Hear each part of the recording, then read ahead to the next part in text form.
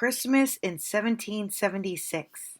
Children, have any of you ever thought about what little people like you were doing in this country more than 100 years ago, when the cruel tide of war swept over its bosom?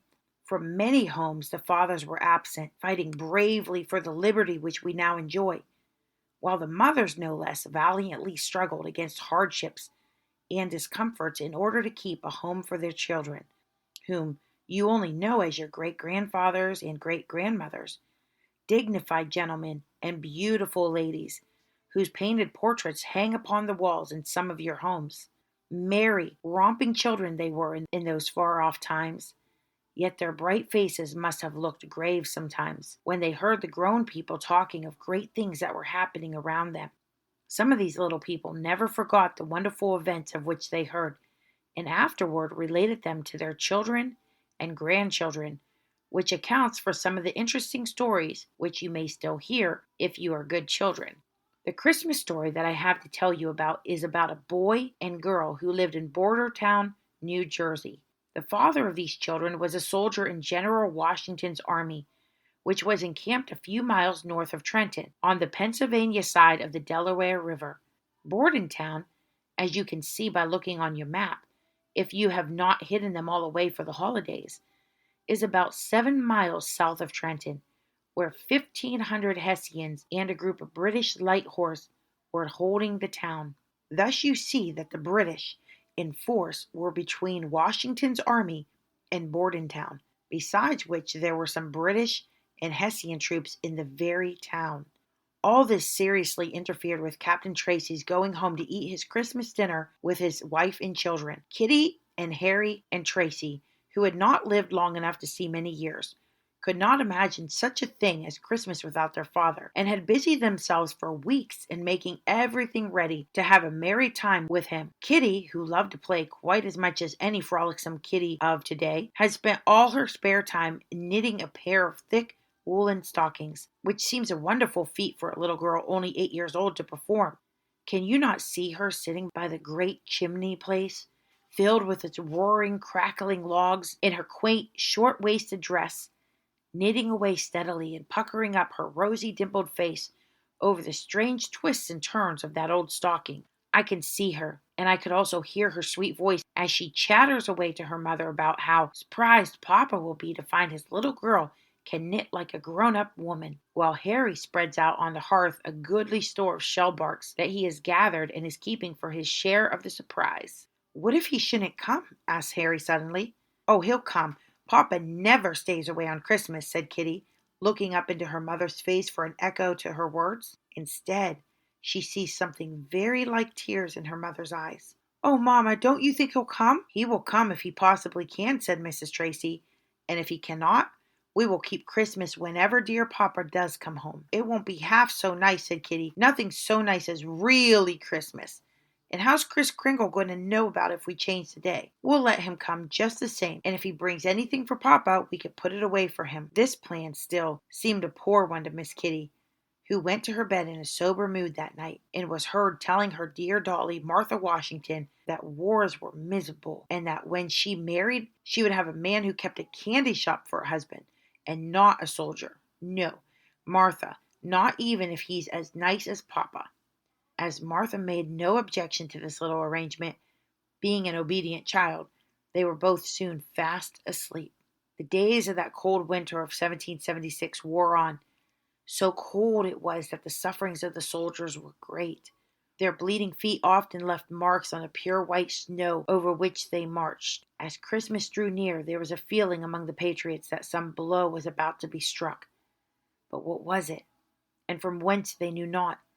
And better than all, the British had no idea that any strong blow could come from Washington's army, weak and out of heart as they thought, after being chased through Jersey by Cornwallis. Mrs. Tracy looked anxiously each day for news of the husband and father only a few miles away, yet so separated by the river and the enemy's troops that they seemed like 100. Christmas Eve came, but brought with it few rejoicings. The hearts of the people were too sad to be taken up with merrymaking, although the Hessian soldiers in the town, good-natured Germans, who only fought the Americans because they were paid for it, gave themselves up to the feasting and revelry. "Shall we hang up our stockings?" asked Kitty in a rather doleful voice. "Yes," said her mother. "Santa Claus won't forget you, I am sure, although he has been kept pretty busy looking after the soldiers this winter." "Which side is he on?" asked Harry. "The right side, of course," said Mrs. Tracy, which was the most sensible answer she could possibly have given. So the stockings were hung by the chimney with care, in hopes that St. Nicholas soon would be there. Two little rosy faces lay fast asleep upon a pillow when the good old soul came dashing over the roof about 1 o'clock, and after filling each stocking with red apples and leaving a cornucopia of sugar plums for each child, he turned for a moment to look at the sleeping faces.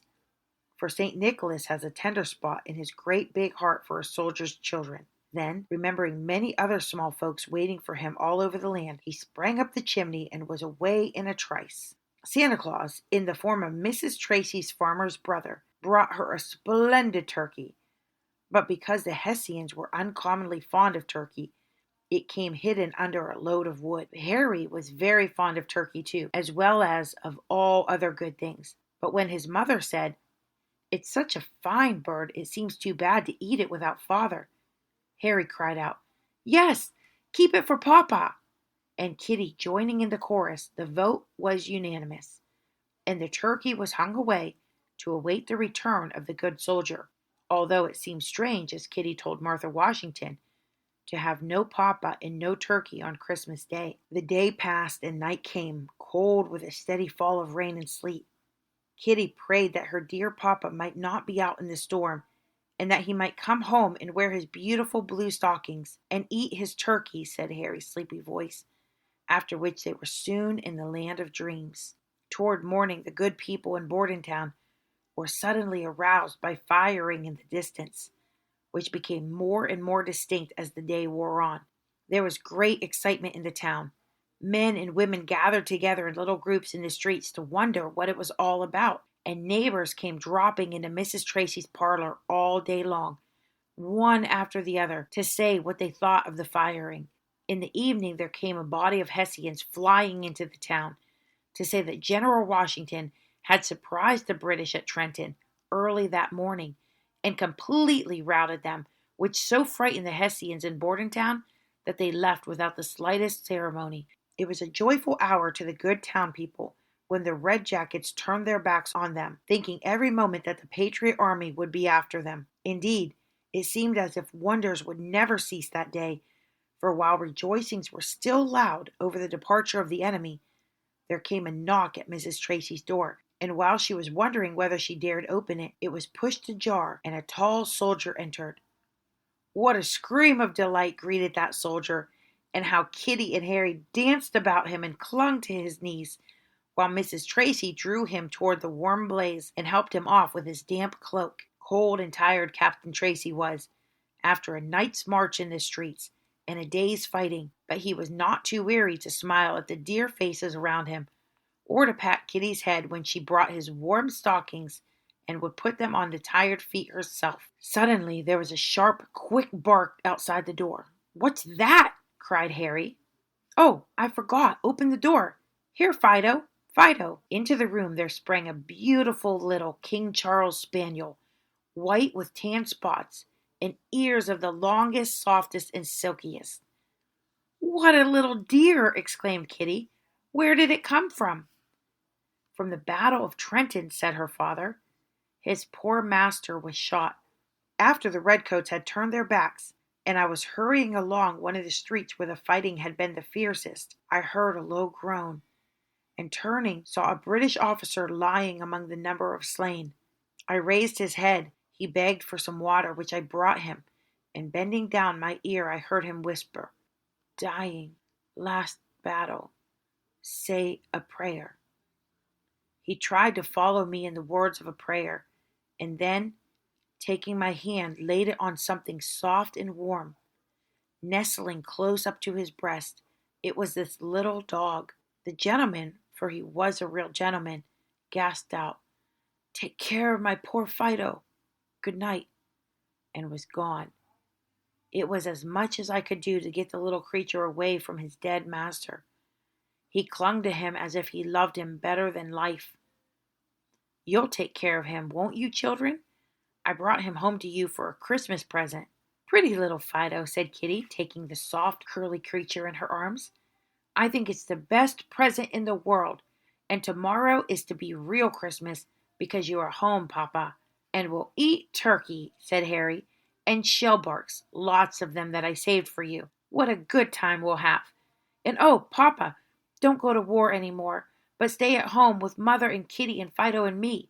What would become of our country if we should all do that, my little man?